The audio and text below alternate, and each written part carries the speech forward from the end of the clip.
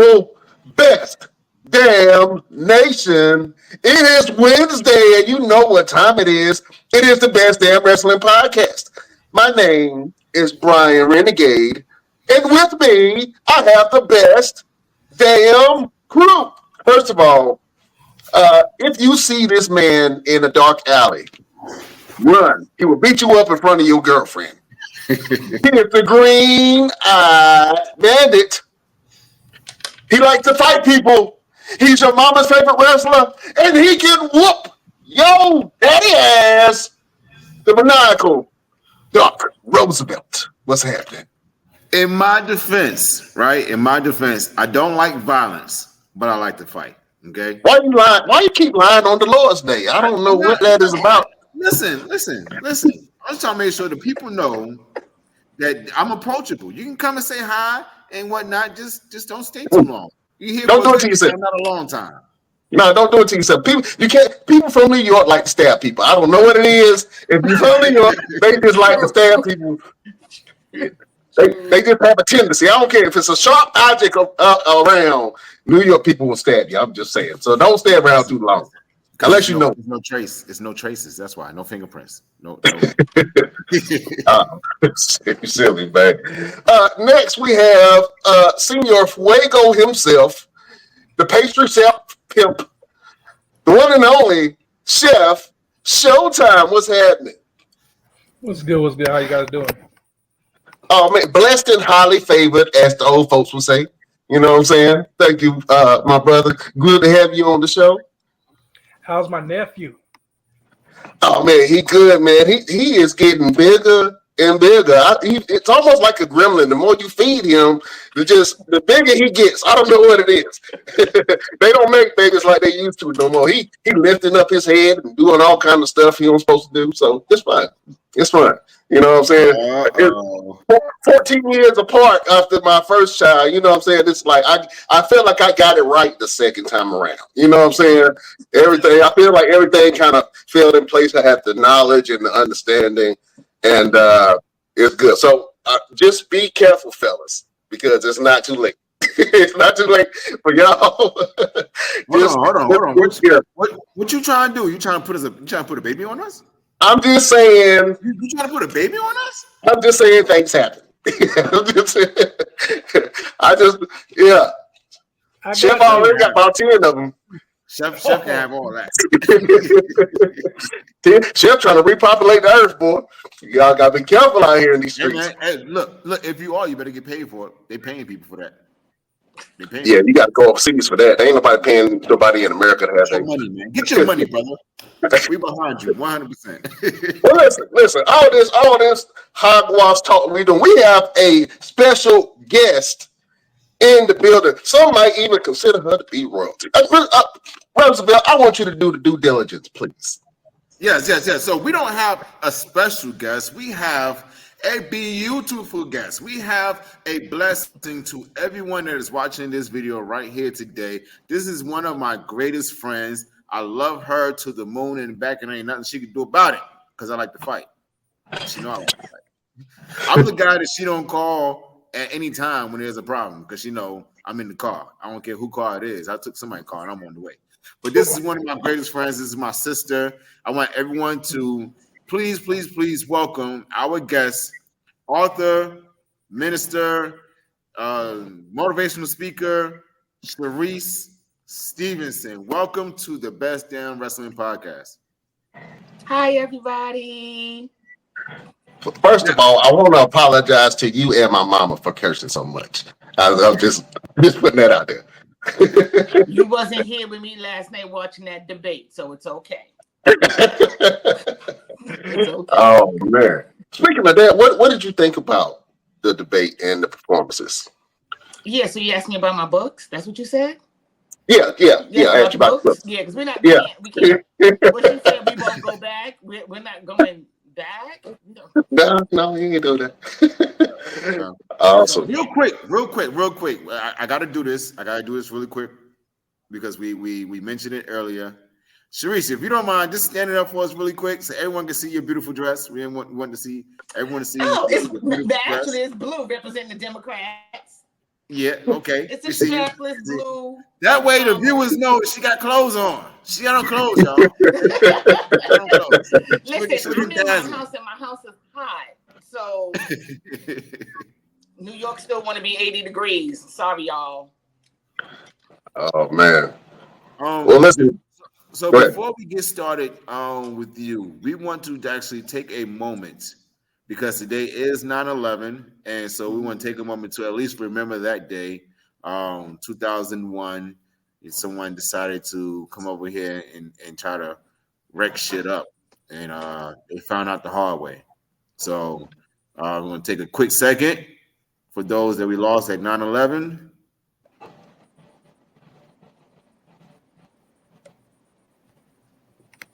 And bless them. So real quick, 9/11, I was in the military at that time. I was in basic training. I remember that day like it was yesterday. I was actually at the hospital, and I thought that this was a movie on TV until someone told me it was real life. Cherise, were you in New York at that time? And tell us your experience during 9/11, 2001. Yes, I was in New York. I was home and watching TV actually, and then the screens just switched. And I was so confused. I was like, why are we looking at this one picture for like 5-10 minutes? I thought something was wrong with my TV. And then the broadcast came through, was saying that all of this was happening. You know, a plane crashed into the tower, the first one. And I was just like, wow. Then I'm still watching and I'm thinking they showing the same one, not realizing there was actually two. Because then they came back and was talking about the second one. They've been hit again. And I was like, oh my God. So thank God I was actually home in Brooklyn while that was happening. But I know some people that were out there. They were all safe. They were all safe that day, thank God. I know some people that should have been there that for some reason didn't go to work that day because they worked in that area. So thank God that, you know, people that I am intimately connected to were all safe on that day. But I was home. I've had some extended family that still lives in New York, and they were in Brooklyn, in Brownsville, and they said that they can actually see the planes going into the towers from where they were at in Tilden. You know, some of the buildings you can see across the city. Were you able to see any of this live, or was this all just kind of pretty much on TV? No, thank God, because I would be traumatized. I probably would have left New York had I actually seen it.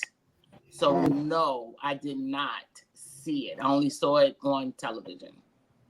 Gotcha. Well, again, we're here to talk about you, and we're here to celebrate you as you should be. So please give everyone a brief rundown of who you are and where you got started in life, and then we can pretty much push it from there. Great. Well, before I start talking about me, let me first just say thank you for having me on your platform. This is so out of the box. My phone was blowing up like, you going on what? Who? You got a wrestling match? What happened? Who? Is this the new platform? Is it? I was like, calm down. You know, so this is just so out of the norm. So thank you. This I was already excited. I'm still excited, and I'm probably gonna be excited till about Saturday because I'll talk about it on my own platform again. So thank you. That's right. Number two, that is the longest introduction of your platform. I didn't think anything could be longer than Papa Was a Rolling Stone by the Temptations. You know, I'm old school. I'm old school. How many countdowns are you guys gonna have? It's like each one of you had your own countdown. I was like, all right, I'm about to take a nap because I can't. But nevertheless, my name is Cherise Stevenson. I am an elder in my church, which is Divine Destiny Cathedral, where Bishop James A. Jones and First Lady Yvonne Jones are the co-pastor and bishop. I am an author. I am an entrepreneur. I am a student at Southern New Hampshire University, getting my bachelor's in psychology, mental health. What else do I do? I'm a motivator. I'm a mommy auntie. I don't have no babies, but I got babies. Okay. I'm a mommy auntie. Um, I don't know what to say about myself. I'm here and I'm here with you guys looking to have a good time and hopefully to share an encouraging word with your platform on tonight. Awesome. I love that. Talk about you grew up in New York, right? What part of New York did you grow up in, and what was it like for you growing up? The Bronx. Oh, I am from the South Bronx. The South Bronx. Make sure you say the. Um, New York is New York. Like when they say New York never sleeps, believe it. There's always something to do. There's always somewhere to go. There's always people outside. There's always. You can create your own fun if nothing is happening. It's fun till it ain't, but it's fun. It's always a train. It's always a cab. It's always a bus. It's always. You cannot not do something in New York. Absolutely. Um, so what you have this book that came out, and I just wanted to know what kind of positions you or pushed you to write this book, and why was it important for you to write it? Okay, well, it's about a 7-part answer. So you ready? I'm ready. We got time. Well, first of all, it ended up being a trilogy, so there's 3 books. What prompted me to write it had nothing to do with me. It was definitely divine inspiration. I am a survivor of verbal and emotional abuse. I know that now. I did not know that was what it was when I was going through it. But I know what it is now. And the outcome of that level of abuse had me to be a very ugly person. Very clapback, very snappy, very nasty. And growing up in church, that those actions was just not in alignment with what I'm learning about God and how you're supposed to treat people. So I wasn't liking myself. So in the midst of that, in 2009, I wrote a book, not realizing that it was like a two-edged sword. I'm thinking I'm just writing to be writing, not knowing that this. So now, as I'm still in my healing process, as I heal, I help others heal. So the first book is Unnamed and Unwanted. What am I here for? And if you guys can see that, that is a replica of a birth certificate. Sure is. So in transparency, it's a replica of my own birth certificate. My name is not on my birth certificate. It says female. I wasn't named till about 11 days later, and my cousin named me, not a parent. So, i.e., the name of the trilogy is Unnamed and Unwanted. The second book is The Possibilities of Me. And if you can see, that's a puzzle that's coming together, and it has all the possibilities of what you can become. That cover came to me because I just felt like, had I been raised differently or more nurtured and more loved, I could have became something sooner than later. But I'm also learning to trust the process, and God's timing is always on time. So I'm where I'm supposed to be when I'm supposed to be there. In the last book is I Know Who I Am, The Process to Positivity. And it's a faded outline picture of me. Actually, it's my high school picture. It's very faint, but it's there. And this is the book that we use on Saturday mornings on my platform, Solid Saturday. Never a shameless plug. Um, Love it. when writing these books, my bishop said something to me that was very challenging and yet encouraging. And he said, don't end your story as a victim, end it as a victor. So I was like, well, how am I going to do that, sir? Like, really? And then he continued to eat his meal because he was eating at the time in his office. And I was like, oh, that's what you're going to do? Smack your lips? Okay, great. So after we have the beginning of the trauma, right? What happens when you're traumatized, right? We had to figure out how to heal from your trauma. And that's what this book is. And this is what we do on Saturday mornings at 8 a.m. Saturday mornings, 8 a.m. Tune in this Saturday, 8 a.m. Right? So this book here, it was written on the concept of if you do something for 21 days, it becomes a part of your lifestyle, it becomes a habit. We don't do it every day. We do it every Saturday.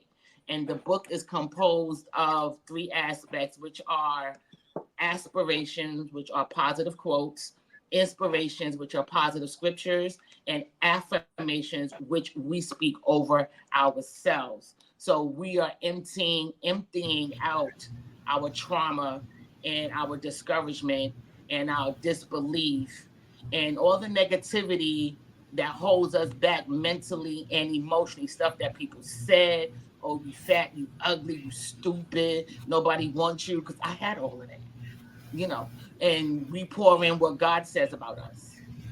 And we build ourselves up from the inside out. Growing up and going through all of the things that you said that you've gone through and which inspired you to do the book, how were you able to overcome all the obstacles that you had to endure? And what do you say to someone that's going through the same thing that you have been going through with yourself? I am still in the midst of my healing process. For example, I made a lot of wrong choices in regards to relationships because my mother didn't love me. My mother didn't want me. So I was like, okay, well, if I be nice to this guy, he'll love me and he'll want me. So doing the right things for the wrong reason. Because I'm genuinely a nice person. I really am. You can ask Roosevelt. But it was the wrong reason. And that was because I had to first learn to love myself. Because when that love wasn't reciprocated, my feelings were hurt. So I had to check myself and check my motives. Okay, well, why am I mad? Did I not mean it? Was I not genuine in what I did? And not that I wasn't, I didn't know that I was not because my intentions were misplaced. So now that I'm learning to love myself and I do something for somebody, I'm good with it. And that's my process. My biggest process for me is learning to love myself. Because if you love yourself, can't nobody hurt you. Whatever they say ain't going to offend you. You do what you do from a pure and authentic place. And you are right. And in the end, God rewards.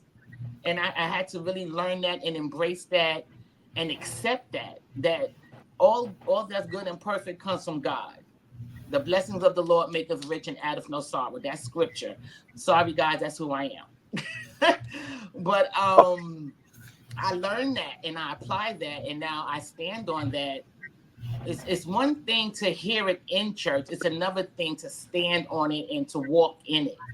And that's where I am now. So I'm healing. I'm emptying out and letting God fill me in with his word and helping me to love myself. So if I had to say anything to anybody, love yourself. Take yourself out to dinner. Tell yourself you're cute. Tell yourself you're handsome. Tell yourself you got it going on. Tell yourself, yeah, you can get the degree. Tell yourself. Tell yourself. Because there's going to be some people, family, friends, frenemies. What? You want to do what? You want to be a wrestler. Ain't that a white people's game? Yeah. But you don't want to go into. Yeah, you need to be in corporate America. You need to be. If that's your dream to be a wrestler, go after your dream. So I didn't have a lot of supporters, and not for sake that they weren't there. They just didn't know how to support me because I didn't know what I needed. So now that I know what I need, I have the right people around me. So also make sure you have the right people around you. If it's just you three lock in. Don't be afraid to be accountable. Don't be afraid to be vulnerable. That's what your circle is for. Absolutely. Chef Showtime got a question for you. Sure. Okay. Me as a chef, I always want to know what dish makes you smile just by thinking about it. You should have been here like 20 minutes ago. Some lasagna. I am soul food and pasta. Can never go wrong. Fun fact, my favorite snack food is peanut butter and jelly and cereal. Never go wrong. What kind of cereal? How does that go together? No, not together. Not together. Oh, okay. I thought you were making something. I was like, that sounded like a jail sandwich. Listen, if you can't cook and you got some peanut butter and jelly or some honey nut Cheerios. Let's make it clear. Honey nut Cheerios. We ain't got no problems. If you ain't got no cereal, no peanut butter and jelly, then I question why am I here? Oh man, absolutely. I want to know because you said you have your platform every Saturday at 8 o'clock, correct? Yes. And you have a group of people. Can you talk about the response that you've gotten from your books of how your books have maybe touched people or have healed people or got them to think a different type of way? You know what? I'm glad you asked that question. You know why? Because my biggest response, because your guys is going to be your guys and my girls is going to be my girls. One of the biggest responses I received was, I've been knowing you for 20, 30 years. I didn't even know you was going through all of that. Some apologized to me. Some understood why I was the way that I was. So that was one. But another one to me was all my male friends. I've had ex-boyfriends who apologized to me. I've had guys come up to me to tell me, yeah, that happened to me too. My wife did that to me. Or my girlfriend was doing that to me, manipulating and gaslighting me. And I was sitting there like, what? I was like, wow. Like, it's a real thing. Verbal and emotional abuse is a real thing. It's an abuse. And it's not popular like domestic violence or police brutality or animal cruelty, and not taking away from them, but there's us too. And I guess because we don't know what to call it, number one, you'd be like, because we fall under the category, but that's just how they are. No, there's something underlining in there. And then number two, we don't realize that that's exactly what it is, because it usually comes from someone close who has access to us. Right. Your mom, your aunt, your uncle, your sister, your brother, your best friend. They say, oh, you cute for a fat girl. What you mean? Right. Like, what?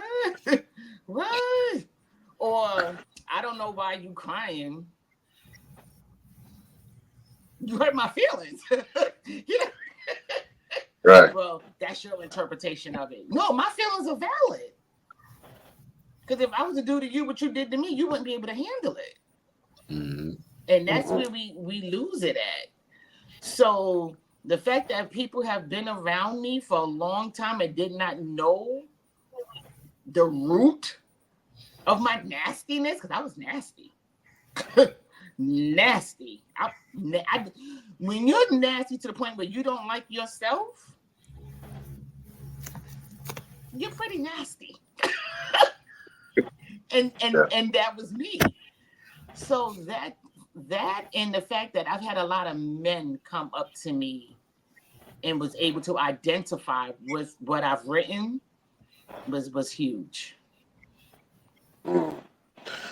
Do you have an excerpt in one of the books? It can either be in one of the three where you wrote something and it kind of hit you so hard where it resonated with you. It was like, man, I can't believe I wrote that.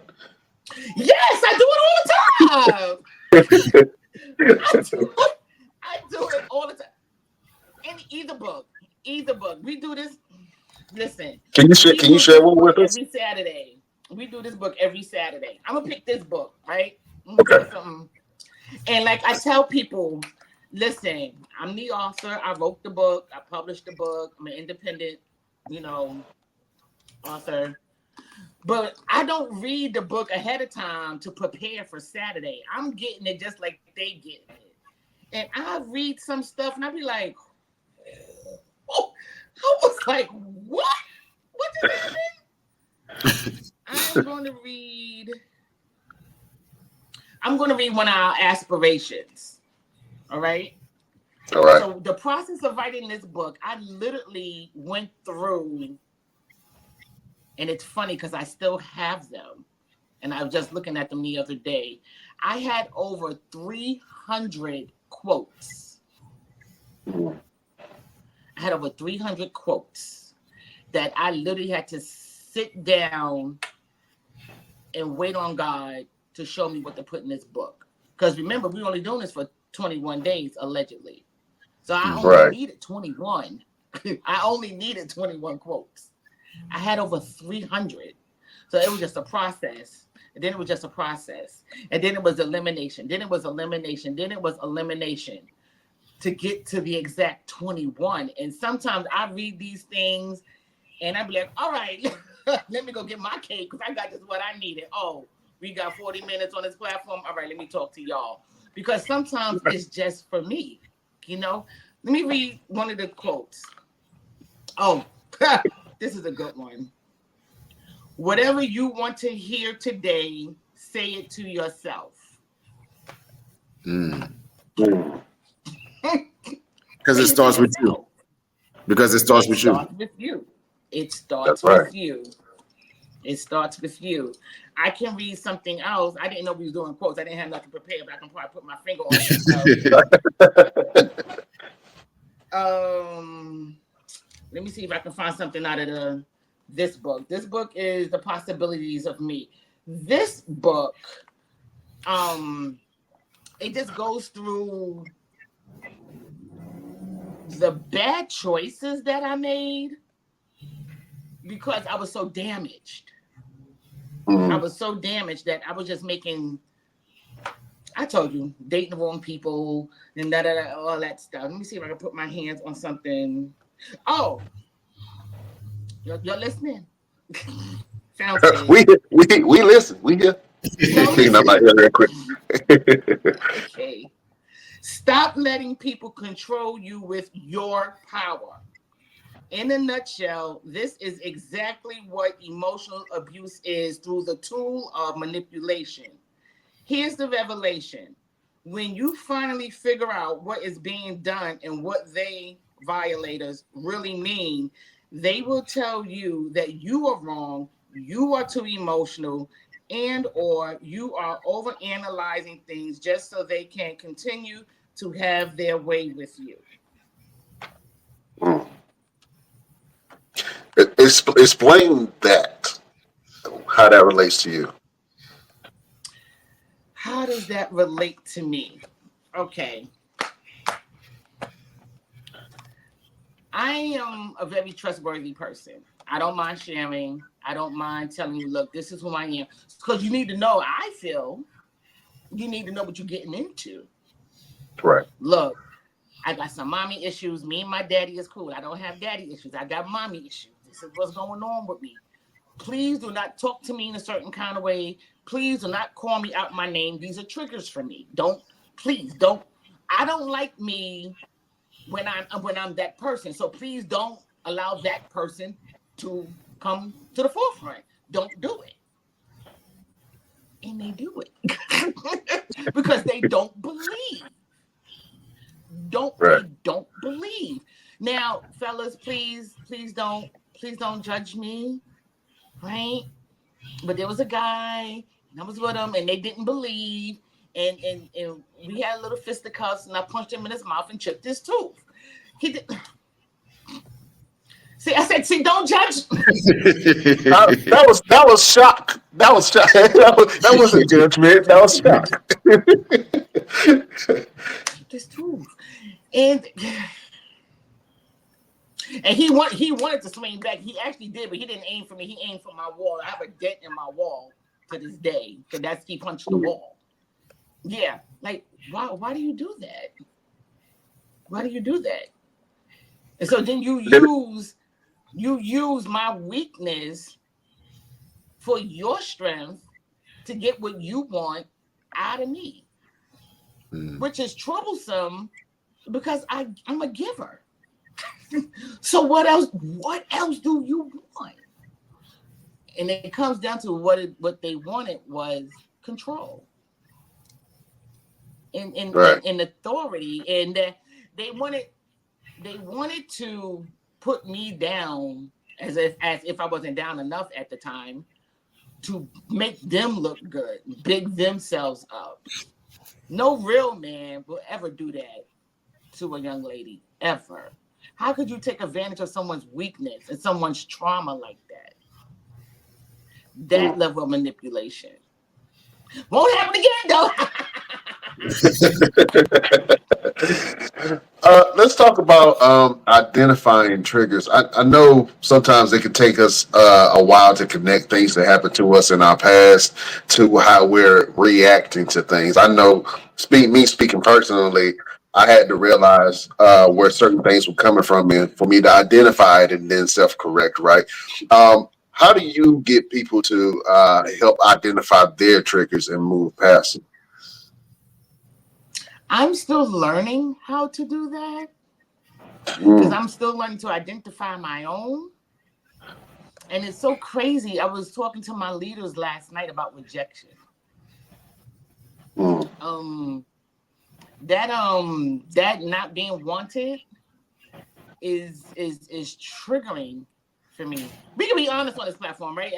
Yeah. Oh yeah. This is a place of honesty. I know it's ain't wrestling, Right. but don't If get we misconstrued. we're already 40 minutes too late, right? Yeah, it's a place of truth and honesty. So I battle with this complex of not being good enough because for some reason I've been told I'm too good to be true. I've been told I'm doing too much. I've been told they're waiting for the other shoe to drop. I'm like, no, what you see is what you get. This is it. This is it. I watch wrestling. I watch football. I watch basketball. I even watch baseball. Like I cook, I clean, I laugh. I got your back. You come home with an attitude, I'm going to the office next day. Who made my man upset? And he just, oh Lord. Point him out. What's your truth, Sarah? me and Rosa do it all the time. He's like, what happened? Nothing. Oh. So triggers. A very bad trigger for me, and I'm learning, is your tone and how you speak to me. That and calling me out my name. My mother, well, the one who raised me, because there was two, it's in the book. One birthed me and one raised me. Neither one of them wanted me, in a nutshell. The one who raised me always called me out my name. Starts with a B and it rhymes with ditch. And that's who I was. That's what I was called. That's who I was. And she talked down to me, and she was very nasty in her conversations with me. So the way you talk to me is the biggest trigger for me. So now I'm learning to think before I react. And was that really directed towards me? Or was that just them just talking because something happened previously? Like, I'm really trying to pace myself because I don't argue. I'm not argumentative at all. I'm going to say what I got to say, but I'm not going back and forth with you. We fighting. Just so we fighting. I'm a fighter. Roosevelt likes to fight, so do I. Me and my brother, my brother was older than me. He's passed on. We used to watch wrestling and Bruce Lee every Saturday. We used to slap box during commercials, and I had my own nuke trucks. I like to fight. Those don't think he likes to fight. I like to fight. You know. So but now I'm learning to think it through. Like, am I taking it personal? Was that personal, or was that just the moment? Do I need to address it? I'm training myself to think it through before I respond. Because I'm learning that everything don't need to respond. I don't need to react to everything. Because that's what triggers do. Triggers cause you to react unseemingly, uncalled for, just no, we don't want to do that rah-rah no more. So if anything with a trigger, if you know, most of us know. Like, what you say about my wife? Oh. You know what I mean? Like, I know what you mean. you know what I mean? Right. Yeah, I got two locked and loaded for somebody to say something about mine. See, there you have it. There you have it. So I'm learning. So instead of beating them in with a chair, because you thought they said wife, and they was like, no, I was saying life. Now he got a black eye. I'm learning to think it through. If every time somebody say something or somebody do something and you act a certain way, check yourself. Ask yourself, why do I always go off the edge when that is said or when that is done, or when I'm in a certain environment? Because it's not all about what people say. It could be a smell. Oh God, that make me sick. What is it about that smell? What is it about going? I was assaulted in Queens. God was trying to steal my bag in Queens, and we fought, and he got mad because I got one in, right? So because I wasn't giving up my bag, you're not gonna just take my bag. Are you crazy? Right. He punched me dead in my face and broke my nose. Never had a broken bone in my entire life. Never been robbed, never had a broken bone. Now you can't get me to go to Queens, and I live right across the street. I'm literally on the cusp of Brooklyn and Queens. Not by myself, and if I don't have money for an Uber or somebody's driving me, I'm not going to Queens anymore. Not by myself. Triggers. Then Right. it happened on Jamaica Avenue by the Home Depot. I can't even use Home Depot in a sentence. Like, Home Depot. Triggers. It could be anything. People, places, words, smells. Check yourself. Why? You got to ask yourself, why do you become so unhinged when you're in that situation? And then work at it. I believe in therapy for men, women, everybody. That's why I'm getting my degree in mental health, psychology, mental health. People need an outlet. People need to talk. People don't even realize, because that was me, and I know I'm not the only one. So yeah. Speaking about growing up, you just mentioned your brother. God bless him. What was life like growing up, having siblings, and going through the things that you went through? Were they there during that time? Did they know what was going on, or did you have an outlet with your siblings, or how was that dynamic? I'm laughing because Lily just had this conversation in Bible study on Tuesday. So, real quick, in total, I have 5 siblings. Me and my oldest brother was raised together. Between me and my oldest brother, there was 3 abortions. I was supposed to have been abortion number 4. But her body was, if she would have did it, she would have died. So as usual, she chose herself.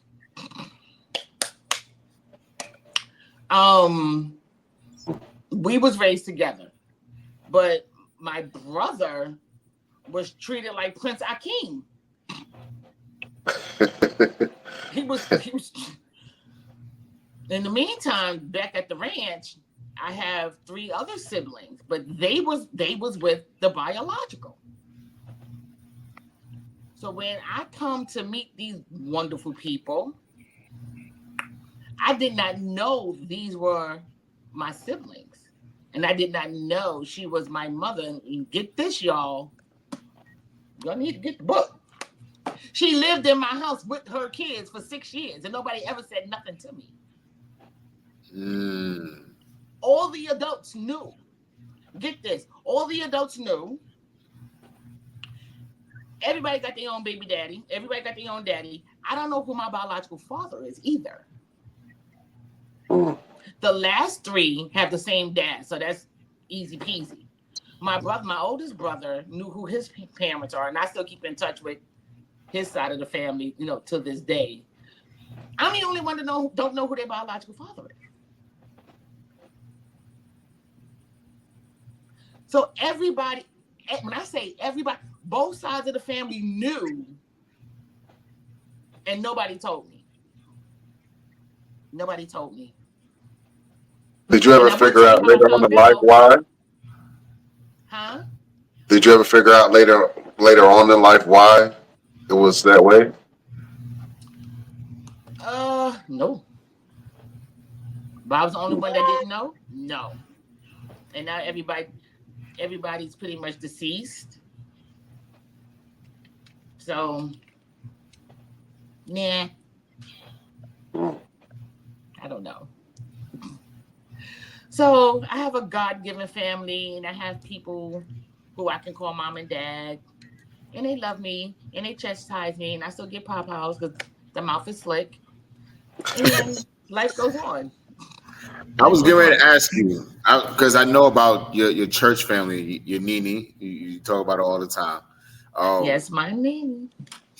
What was it like having someone like them to come into your life and make you feel wanted, like you were someone's child now?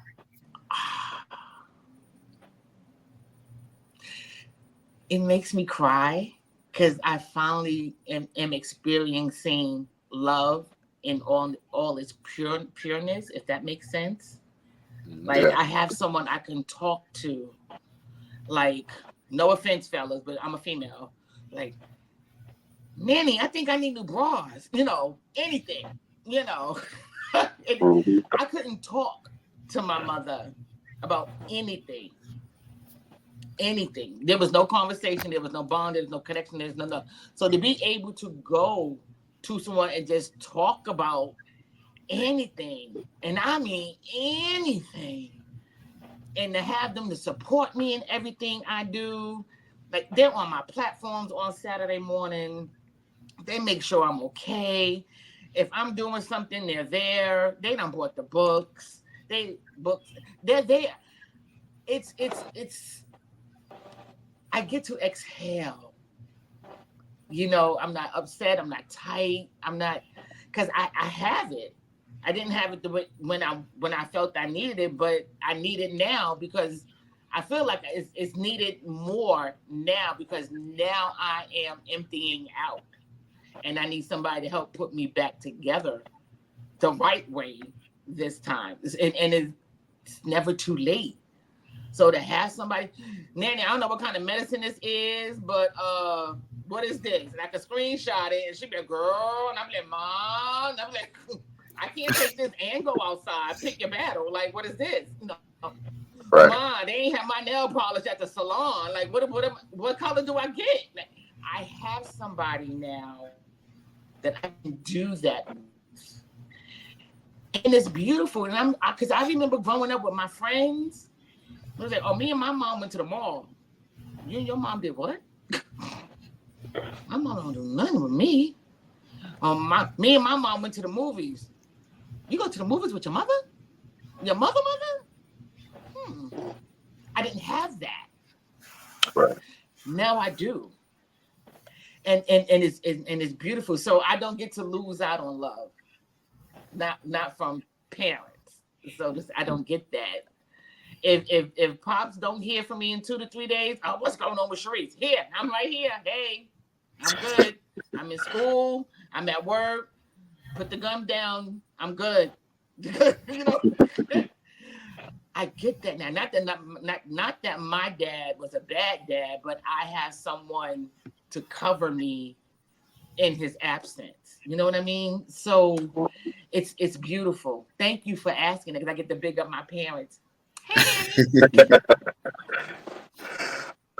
Look, I'm gonna go a little deep. I know that on this platform we've introduced a lot of wrestlers, and by talking to different wrestlers or people that have different personalities, they usually come up with their characters. Sometimes out of the pain that they've dealt with, and they create this character who is strong and brave and powerful.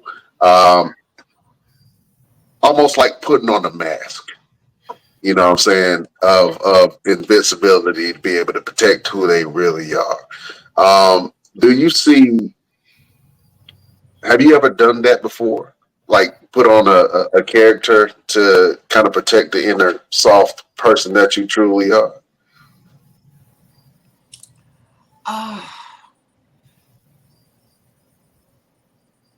I'm gonna say yeah, but I did it in the reverse. If I can say that, I put on the happy face and was depressed and sad and lonely for years. Matter of fact, I can pinpoint it.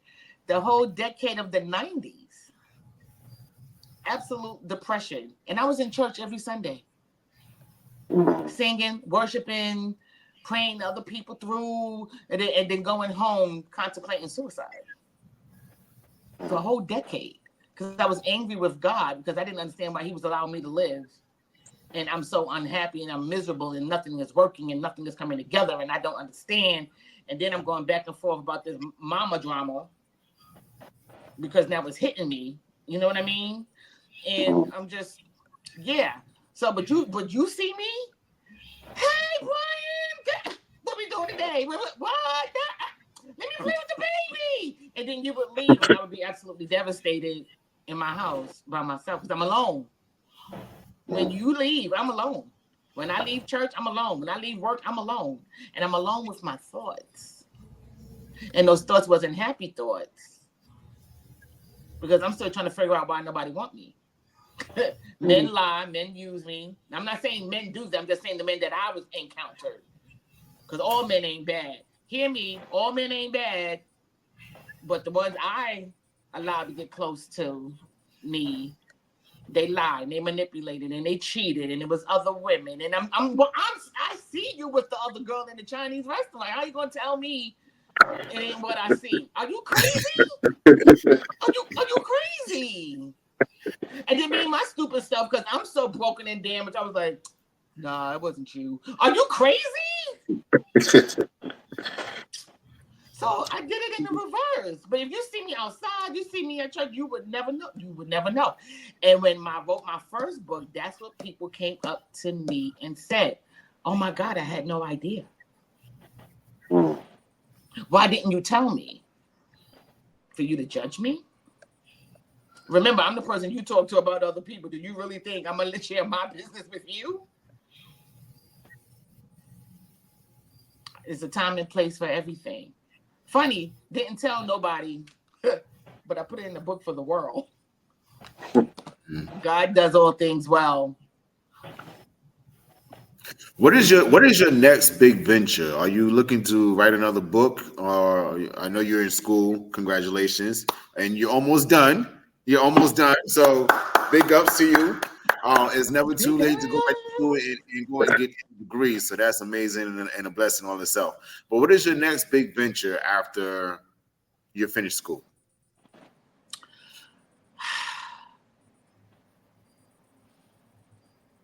I think I have another book in me. It's dealing with grief because I really haven't dealt with the death of my brother well, and I can say that. Now, here's the thing: I don't deal with it. That's the problem. I haven't dealt with it, so I need to deal with it. So I feel like I kind of got confirmation that I have to write this next book. So it's going to deal with grief.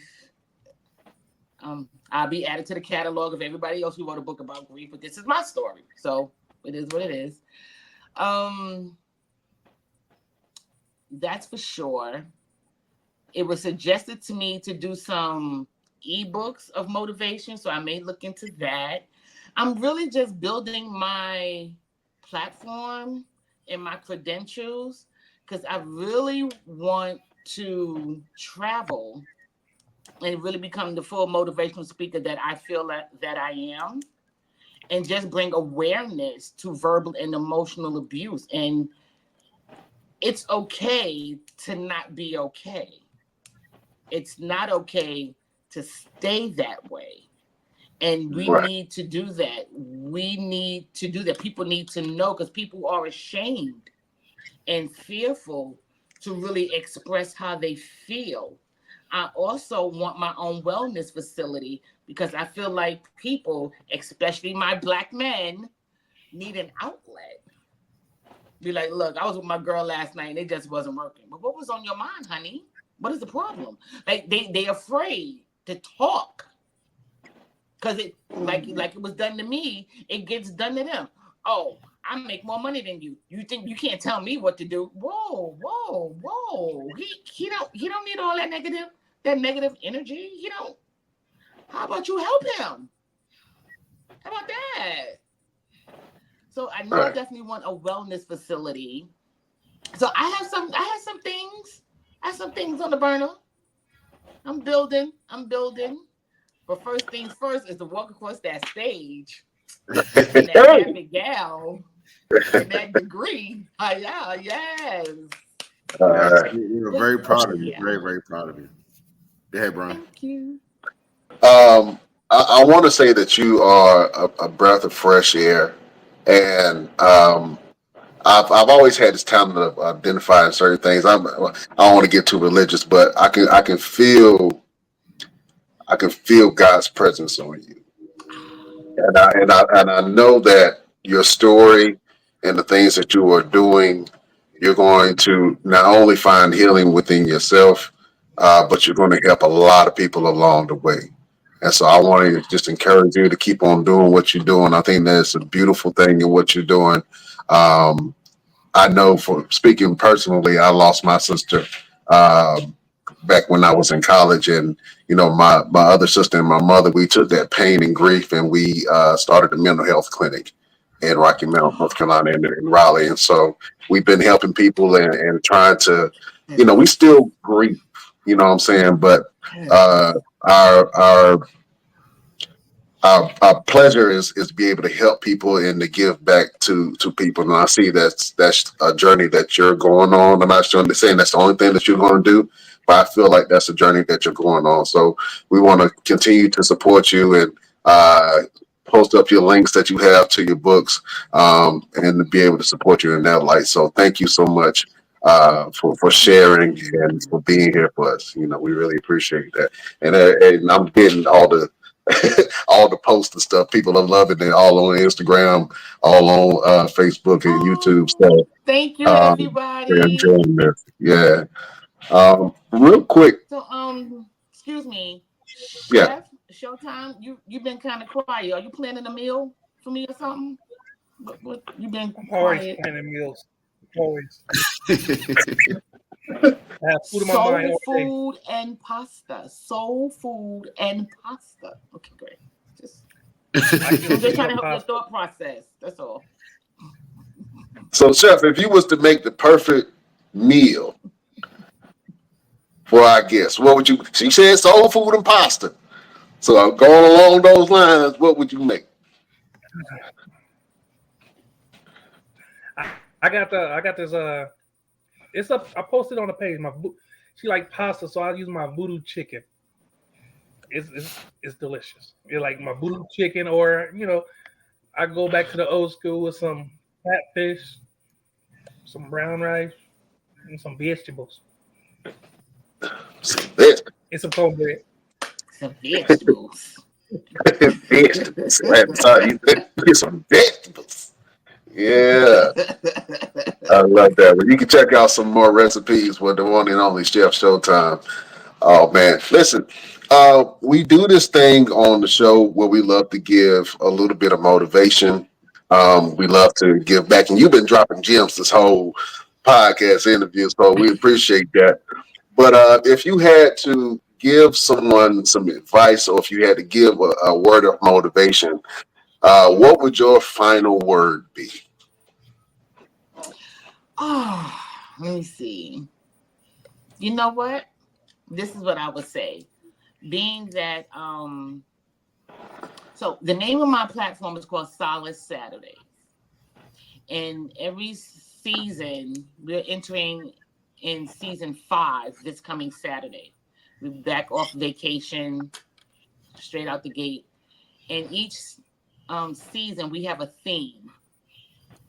So if I was to give a word of motivation, I would leave with you my theme for season 5 of Solid Saturday. And the theme is when you believe, you become. Mm. Simple and beautiful. When you believe, you become. That is the final word. I love that. Uh, let's go to Roosevelt. Roosevelt, do you have a final word for your beautiful subjects? Yes. My final word today, it is no longer about time. It's about energy. Because we all have all the time in the world. But if you don't utilize the energy to do what you're trying to do, time doesn't matter. It's all about energy. I love that. That is the final word for the one and only Roosevelt. Chef Showtime, do you have a final word for the beautiful people? Yeah. My final word: don't drink spoiled milk. I didn't hear it. Say it again. Hold on. You shouldn't have spoiled milk in the refrigerator any daggone way. Did he say don't drink Hey, spoiled milk? Some people can't He afford said, milk. don't drink spoiled milk. All right, may the Lord watch between me and thee while we absent one from another. I can't. He said don't drink spoiled milk. Who's keeping milk in their refrigerator long enough for it to get spoiled? That's my question. Oh, man. Who's It's keeping total milk in product. their refrigerator? Who's keeping milk in their refrigerator long enough for it to get spoiled? Milk don't last but 2 days at the most in my house. You keeping it? Something's wrong. Something wrong. Hey! I don't drink milk. Oh, well, There you go. Well, yeah. That's the final word from the one and only Chef Showtime. Beautiful people, my final word, and I think I'm going to echo some sentiments from our guest. Be the love that you want to see in your life. Be the love, not try to look. Be the love, because the love radiates from you. The love that you give to your friends and family, the love that you give to yourself, all of that is important. All of that builds you up. All of that connects you to your creator, and all of that radiates to other people. You can literally change the energy in the room with your love. So be the love that you want to see in your life. That is a final word from the one and only Brian Renegade. Was that a good word? Was that decent? That was decent. beautiful. All right. That was good. Change the energy in the room on spoiled milk. Ain't nobody worried about you and your spoiled milk, Chef. You over there trying to make Greek yogurt. Yeah, ain't nobody trying to deal with that. All right. Listen, let the beautiful people know what you guys going on and where can they find you. Oh, well, the books are on Amazon. I have a website. Did Roosevelt post it? It's www. It's simple. It's real simple, y'all. It's www.Cherise Stevenson, my full name, as you can see on the screen, .me, M-E. My team thought that was kind of vain. I was like, it's who I am. It's me. There you go. That's the website. You can find out all about me. Books are there also. I also have a online shopping network on Etsy and Spreadshirt. We have items. We have a slogan that says bigger, better, greater, because that's our goal on this journey of healing. Oh, man, I didn't bring my teddy bear. I have a teddy bear that actually says bigger, better, greater. It's on the website. That's our theme, bigger, better, greater. That's our chant. That's our mantra, bigger, better, greater. That's because that's our end result. That's who we want to be. If you're good, be better. Just bigger, better, greater. I think that's it. Solid Saturday. Plug that one more time. Oh, again, solid. Well, I've been saying that all through the platform, but I'll say it again. I don't have a problem. Saturday, solid Saturday at 8 a.m. We are live with more inspiration, motivation, positivity. We are Facebook Live. We are on YouTube. Yes, and we are on YouTube. So you can actually go on YouTube and see some old episodes if you like. And that's it. Thank you. Absolutely. We love that. Great. A round of applause for our guest, Cherise Stevenson. Oh, man. Me too. Okay. Yeah, well, yeah. Clap, claps, and tap, taps all around. Love your energy. Love your style. I love your essence. You know what I'm saying? So keep on doing positive things, my sister. All right. Now you're going to have to apologize to your pastor because I'm about to get you to cuss real quick. But damn is in the Bible, so it's okay. All right.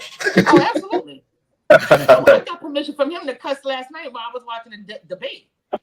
Oh, yeah. There you go. We got pre-permission.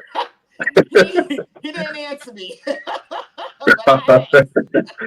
Oh, man. So I'm going to say we will see you next week on the next best, and then I'm going to point to you.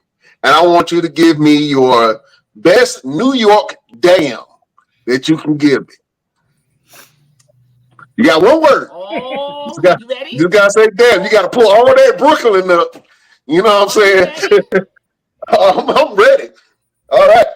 Beautiful people, we will see you next week on the next best. Damn. Oh, that's good. That was good. That took me back to the 80s right there. Wrestling podcast.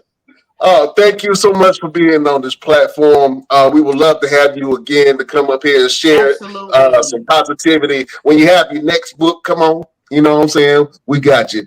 We love you, sister. We love you like a play cousin. Your family now, y'all. Oh, yeah. Of course, we family. Beautiful people, we'll see you next time. We bid you adieu.